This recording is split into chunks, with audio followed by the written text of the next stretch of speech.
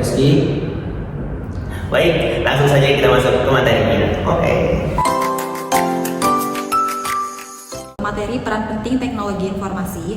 Sistem informasi menurut Laudon bertujuan menyediakan informasi yang dibutuhkan manajer untuk membuat keputusan yang efektif di semua tingkat organisasi dari operasional hingga strategis.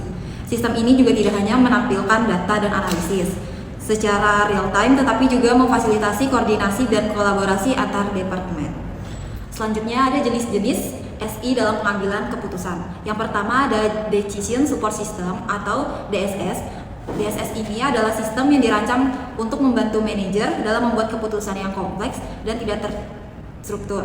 DSS menggabungkan data dari berbagai sumber, melakukan analisis dan menyediakan model yang dapat digunakan untuk mengevaluasi berbagai skenario keputusan. DSS sangat berguna dalam situasi di mana keputusan tidak dapat dibuat hanya berdasarkan data historis, tetapi membutuhkan analisis yang mendalam. Selanjutnya yang kedua ada Executive Information System atau EIS. EIS ini menyediakan informasi yang dirancang khusus untuk mendukung pengambilan keputusan di tingkat eksekutif. EIS menyajikan data dalam bentuk yang mudah dipahami seperti dashboard dan grafik yang memungkinkan para eksekutif untuk memantau kinerja bisnis dan mengidentifikasi masalah dengan cepat. Dengan EIS, para eksekutif dapat mengakses data secara real-time dan indikator kinerja utama untuk membuat keputusan strategis yang mendorong keberhasilan organisasi. Selanjutnya yang ketiga ada Manajemen Information System atau MIS. MIS ini menyediakan data terstruktur yang digunakan manajer untuk mengambil keputusan operasional sehari-hari. MIS menghasilkan laporan berkala yang berisi data yang dirangkum dari sistem pemrosesan transaksi dan digunakan untuk perencanaan, pengendalian, dan pengambilan keputusan. Dengan menggunakan MIS, manajer dapat mengakses informasi secara real time dan melacak indikator kinerja utama untuk memantau kemajuan menuju tujuan bisnis. Dan yang terakhir ada Group Decision Support System atau GDSS. GDSS ini digunakan untuk mendukung pengambilan keputusan kolaboratif oleh tim atau kelompok manajer. GDSS memungkinkan peserta dalam rapat atau diskusi kelompok untuk berbagai informasi, mengembangkan skenario keputusan, dan memilih alternatif terbaik dengan menggunakan alat bantu analisis dan pemodelan yang disediakan oleh sistem. Sistem ini membantu menyederhanakan proses pengambilan keputusan dengan menyediakan platform bagi semua anggota untuk menyumbangkan ide dan pendapat mereka. Baik, selanjutnya saya akan menjelaskan manfaat sistem informasi dalam pengambilan keputusan. Di sini yang pertama ada akurasi lebih baik.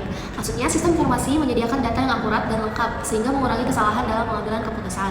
Hal ini meningkatkan kinerja organisasi, efisiensi, dan produktivitas. Dan yang kedua di sini ada kecepatan pengambilan keputusan. Akses data real time memungkinkan manajer mengambil keputusan lebih cepat.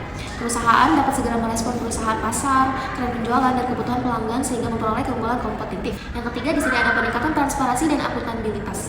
Sistem informasi mencatat setiap proses keputusan dan menciptakan jejak audit. Hal ini memudahkan evaluasi, mengurangi kesalahan, serta membantu organisasi dan belajar dari pengalaman sebelumnya. Yang keempat, di sini ada analisis yang lebih mendalam. Dengan alat analitik, manajer dapat mengevaluasi berbagai skenario, resiko, dan peluang sebelum mengambil keputusan. Sistem informasi juga membantu memantau kinerja dan menentukan strategi yang lebih tepat. Yang terakhir, di sini ada pengambilan keputusan lebih kolaboratif. Sistem seperti GDSS memungkinkan tim manajemen berbagai informasi, berdiskusi, dan memberikan umpan balik secara real time. Dan hasilnya, keputusan menjadi lebih komprehensif dan berbasis konsensus. Baik, saya akan menjelaskan di bagian tantangan dalam mengimplementasikan sistem informasi. Walaupun terdapat manfaat dari pengimplementasian sistem informasi, terdapat juga tantangan di dalamnya.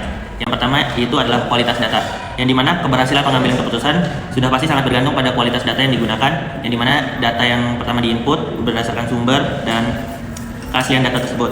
Dan tantangan lain dalam kualitas data adalah bagaimana kompatibilitas dan integritas dari sistem dengan sistem yang sudah ada. Jadi dari input data sampai ke proses untuk menjadi output data itu sendiri harus terintegrasi atau saling berhubungan satu sama lain untuk tidak adanya kesalahan dalam pengambilan keputusan. Yang kedua itu ada yang namanya keterbatasan analisis sistem, karena sistem mungkin tidak selalu dapat menangkap faktor-faktor yang tak terukur atau faktor eksternal yang penting dalam pengambilan keputusan. Sebagai contoh, misalnya sebuah sistem mungkin dapat memberikan data tentang demografi pelanggan dan pola pembelian dari pelanggan itu sendiri. Namun sistem ini tidak dapat mengambil keputusan tentang mengukur kepuasan sentimen pelanggan terhadap produk apa yang kita perjualbelikan. Jadi faktor keterbatasan analisis sistem ini bertujuan untuk memberikan manajer memiliki pengalaman terhadap eksternal tersebut seperti kepuasan pelanggan dan sentimen pelanggan tadi untuk dapat mengambil alih keputusan perusahaan untuk lebih lanjut. Yang ketiga ada kompleksitas teknologi. Dalam implementasi sistem informasi pasti membutuhkan hardware dan software yang mumpuni untuk dapat mengimplementasikan sistem informasi itu sendiri. Jadi dari hardware dan software sendiri itu saling tegak lurus. Jadi hardwarenya harus sudah update untuk mengupdate software yang lebih diperbarui untuk mendapatkan pengambilan keputusan yang analisisnya lebih mumpuni dan lebih terupdate. Yang keempat ada resistensi karyawan. Perubahan dalam proses pengambilan keputusan yang melibatkan penggunaan teknologi baru pasti dapat menghadapi penolakan dari karyawan yang terbiasanya menggunakan metode tradisional. Oleh karena itu sangat penting untuk manajemen menerapkan perubahan dan pelatihan untuk memastikan semua pihak yang terlibat dapat mengadopsi sistem informasi dengan baik. Baik, untuk contoh studi kasusnya akan dijelaskan oleh teman saya Deko. Yang terakhir ada studi kasus Tokopedia. Pada tahun 2020, Tokopedia mengalami kebocoran data yang cukup besar, di mana sekitar 91 juta akun pengguna terdampak. Data yang bocor mencakup nama, email, dan informasi akun lainnya, sehingga menimbulkan kekhawatiran karena berpotensi disalahgunakan. Kejadian ini menunjukkan bahwa sistem keamanan dan pengendalian internal perusahaan masih belum optimal. Seharusnya, perusahaan memiliki perlindungan data yang lebih kuat seperti enkripsi data, sistem keamanan berlapis, serta kemampuan mendeteksi serangan cyber secara cepat dan tepat. Dari sisi sistem informasi akuntansi manajemen, peran sistem sangat penting dalam membantu manajemen mengenali risiko sejak dini. Melalui sistem yang terintegrasi, perusahaan dapat memantau aktivitas yang mencurigakan dan mengambil keputusan yang cepat, seperti meningkatkan keamanan sistem, melakukan audit internal, serta memperbaiki kelemahan yang ada. Selain itu, kasus ini juga menunjukkan pentingnya respon perusahaan dalam menangani krisis. Transparansi kepada pengguna dan langkah penanganan yang cepat menjadi faktor penting untuk menjaga kepercayaan publik. Di kesimpulannya, kasus kebocoran data Tokopedia menunjukkan bahwa keamanan sistem dan pengendalian internal merupakan hal yang sangat penting dan dalam perusahaan digital. Meskipun sistem informasi membantu pengambilan keputusan, tanpa perlindungan yang kuat justru dapat menimbulkan risiko besar. Oleh karena itu, perusahaan harus memastikan sistem berjalan aman, mampu mendeteksi risiko sejak dini, serta tetap menjaga kepercayaan pengguna. Sekian, terima kasih.